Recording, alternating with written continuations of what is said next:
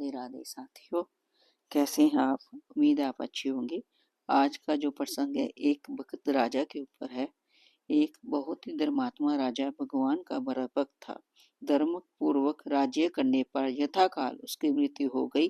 पुण्य आत्मा होने पर भी किसी एक पाप का फल भुगताने के लिए जमदूत से सम्मान पूर्वक नरक मार्ग में ले गए। नरकों का दृश्य देखकर राजा के हृदय दहल गया। वहां के पीड़ित प्राणियों का चित्कार उसे सुना नहीं जाता था। वहां का दृश्य देखकर जो ही वह जम सेवकों के साथ नरक छोड़कर जाने लगा, त्यों ही उनकी नरक की असह्य पीड़ा भोगने वाले सब के सब नरकवासी बड़े जोर से चिल्ला उठे और करुण विलाप करते हुए पुकार से राजा से कहने लगे, राजन, आप कृपा कीजिए, गरीब पर तो यहाँ और ठहर जाइए। आपके अंग से स्पर्श करके आने वाली हवा से हमें बड़ा ही सुख मिल रहा है।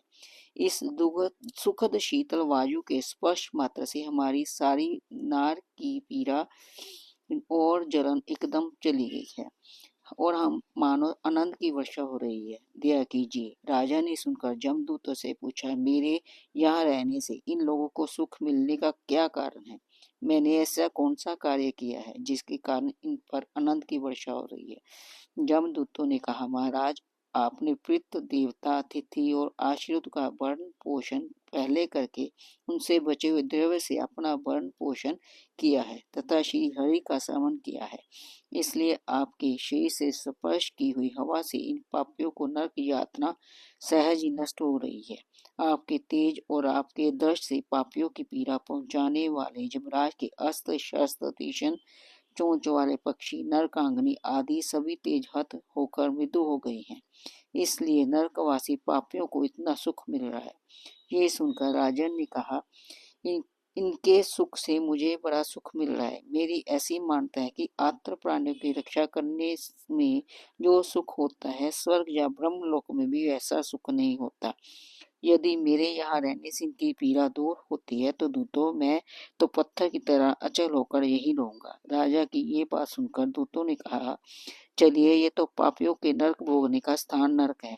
आप यहाँ क्यों रहेंगे? आप दिव्य लोकों में अपने पुण्य का फल भोगिए।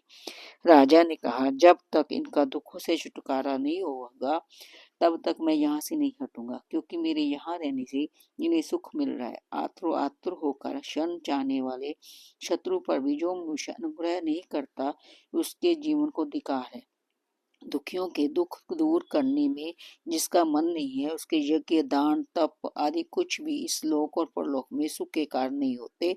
बालक, आतुर, दुखी और वृद्धों के प्रति जिसका चित्त कठोर है, मेरी समझ में वह मनुष्य नहीं है, राक्षस है। इन लोगों के पास रहने से मुझे नारकीय अग्नि से, ताप से अथवा भूख प्यास के कारण बेसुध कर देने वाला महान दुख क्यों न भोगना पड़े।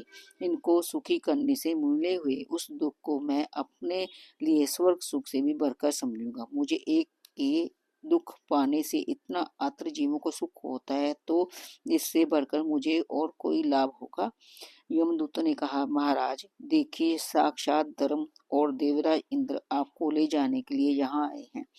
अब आपको जाना ही पड़ेगा, अतः पधारिए। धर्म ने कहा, राजन, अपने सम्यक प्रकार से मेरी उपासना की है, इसलिए मैं सवेरे आपको स्वर्ग में ले जाऊंगा। आप देर न करें, विमान पर जल्दी सवार हो। राजा ने कहा, धर्मराज, हजारों जीव नरक में दुख पा रहे हैं और मेरे यहाँ रहने से इनका दुख दूर होता है। ऐसी हालत में यहाँ से नहीं जा सकता। इंद्र बोले, राजन, अपने अपने कर्म फल से ये पापी लोग नरक भोग रहे हैं। आपको भी अपने कर्मों का फल भोगने के लिए स्वर्ग चलना चाहिए। इन नरकवासियों पर दया करने से आपका पुण्य लाखों गुना और भी बढ़ गया है। अतः इस पुण्य फल के भोगने के लिए आप अवश्य स्वर्ग चलिए। राजा ने कहा, जब मेरे पुण्य से इनको सुख मिलता है तब मैं अपना सुख पुण्य इनको देता हूँ। इस पुण्य से ये सारे यातना भोगी पापी नरक से छूट जाएं, मैं यही रहूंगा। इंद्र ने कहा, महाराज, आपके पुण्य दान से देखिए सारे पापी नरक से छूटकर विमानों पर सवार होकर जा रहे हैं। इस पर पुण्य दान से आपका पुण्य इतना बढ़ गया है कि अब और ऊंची गति में जाएंगे। राजा पर पुष्पावृष्टि होने लगी और इंद्र ने विमान पर चढ़ाकर स्वर्ग में ले गए। नरक के सारे प्राणियों का उद्धार हो गया। आजकल तो कोई बिना मतलब के भी किसी से नहीं पूछता। जब कोई मतलब होता है तभी उसके पास जाता है और उसी को अपना मतलब सिद्ध करता है।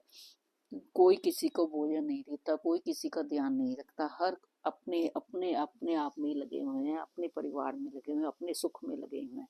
चाहे कोई भूखा मरता रहे आपके पास, पर आप उनको कभी धन नहीं, भूख से व्याकुल को भोजन नहीं देंगे, धन नहीं देंगे और उसकी तरफ कोई भी दया दृष्टि नहीं करेंगे। कैसा है ये? आप अपना तो सुख भोगिए लेकिन दूसरों का पहले ध्यान रखिए, तभी भगवान पर आपकी अति कृपा होगी। ये प्रसंग आपको कैसे लगा मुझे अवश्य बताइए। अगर कोई त्रुटि रह गई हो तो मुझे क्षमा कीजिए। धन्यवाद।